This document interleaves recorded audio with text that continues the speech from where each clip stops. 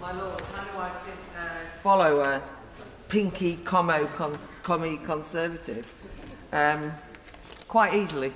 Right, my Lords, perhaps we wouldn't start from here, but as we're here, I'd also like to warmly welcome the government's concessions.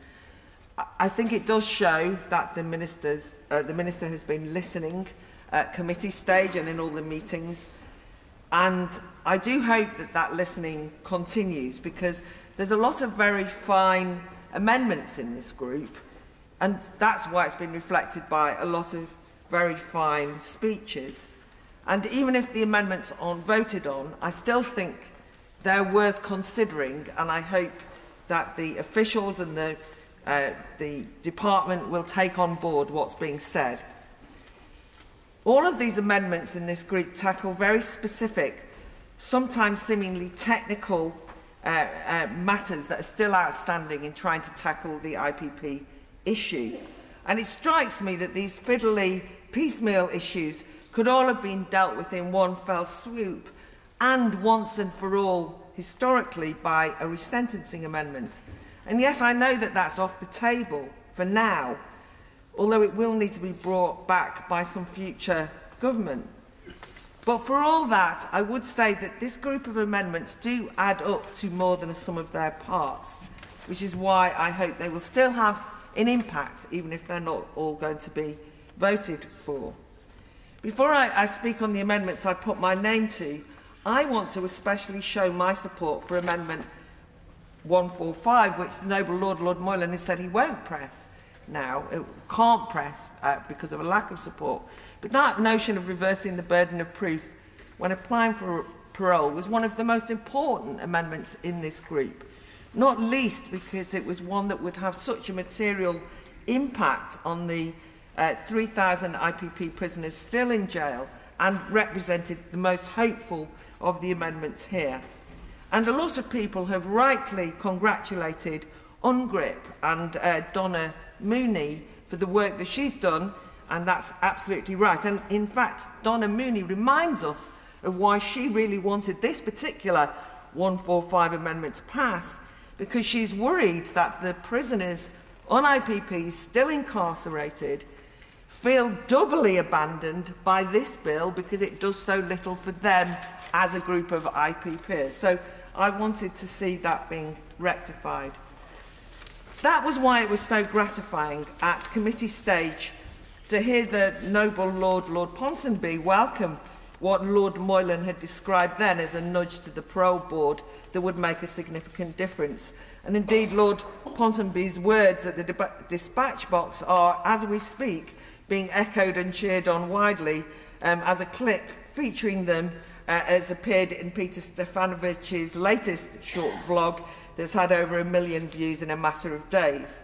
And in fact, it's interesting that those words are being cited as a positive example of cross-party cooperation on an important matter of principle in terms of criminal justice. And I hear that now that the Labour frontbencher were unable to support this amendment. But I did want to just counter one thing that the Noble Lord Blunkett mentioned when he said in the build-up to an election, this is a toxic topic. And law and order, I understand the nervousness about it. But I did want to just challenge one thing. I don't think it's as toxic as we sometimes think it is in this House or in the other place to the public, as we suggest. In fact, I think public opinion can be won over on IPPs and is being won over on IPPs. And the fear that politicians have of the public and public opinion is sometimes an underestimation of the public's sense of fairness and justice, as we've seen with the range of scandals over recent weeks and months, sadly far too many.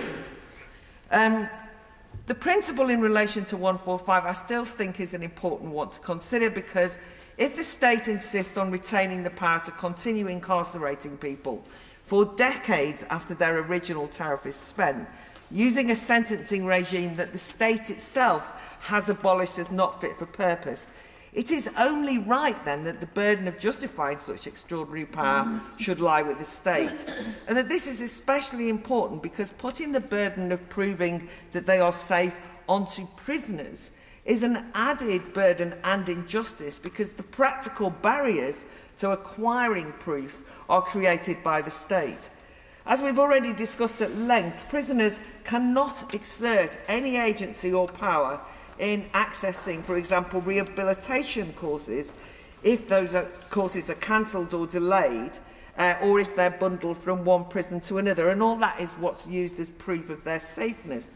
I'm sure my lord saw that very moving story of the IPP prisoner Thomas White meeting his 14-year-old son for the first time since he was a 10-month-old baby.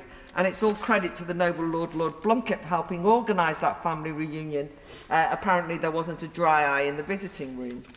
Part of the media coverage revealed that Thomas had been moved 16 times since 2012 when he was put on an IPP, and he had no control or choice over those moves, but as a consequence had no way of requiring the rehabilitation courses deemed necessary to stand a chance with the parole board. So I would still say yes to 145, although 149A as an elegant compromise is indeed one I will vote for. And I did want to just say what a moving and wonderful speech we heard from Lord Thomas of Cumgeath at the beginning. It really set the tone for this discussion. One hurdle that prisoners find hard to get over at parole hearings is proof of adequate arrangements for when they will be released to prove that they'll be safe, which gets me to Amendment 140 on aftercare. The need for this has been so well articulated by the noble Baroness Lady Burt, and so just a couple of additional points.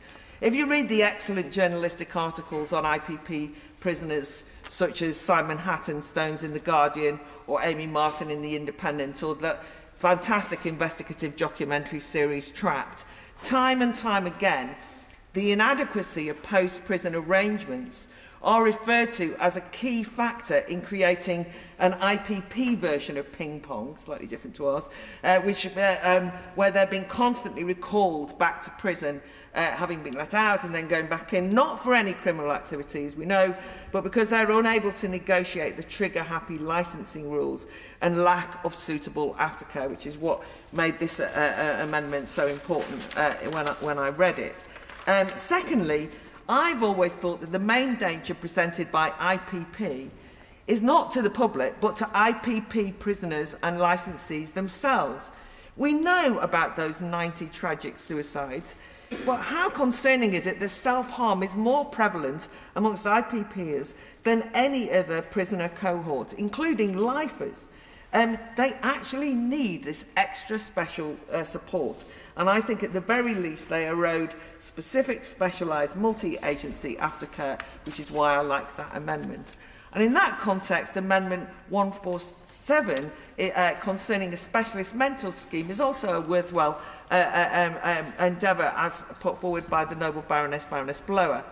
One thing not mentioned often enough is the added work and strain that IPPs create for prison officers and probation staff, because both services are understaffed and under-resourced, and they have to negotiate the particular challenges of a cohort of prisoners, IPP prisoners, often subsumed by despair, who are treated differently from other prisoners and licensees due to the peculiar requirements of IPP. And perhaps it's no surprise that the new president of the Prison Governors Association, Tom Wheatley, in one of his first media interviews, called for a review of IPPs and resentencing. And I think that governors and staff would really appreciate any extra support from especially trained mentors. And for IPPs, this would be IPP prisoners and licensees, this would be an invaluable extra crutch for support when helping them when staff cannot because they're too busy or it's not appropriate. Finally, there's Amendment 148, the requirement for the IPP recall cases. I just wanted to just say this is a brilliantly important amendment. There's a new documentary coming out called Forgotten Prisoners, which will have its world premiere at the Sheffield Documentary Film Festival in June. And it features Shirley de Bono, that tireless, courageous campaigner, and her son Sean, who is part of the harrowing part of it, is he dreads being recalled because he knows it will mean another year or two in prison, another year or two, because he cannot get a parole board hearing. So for me, that amendment is a very important one, and I would support it.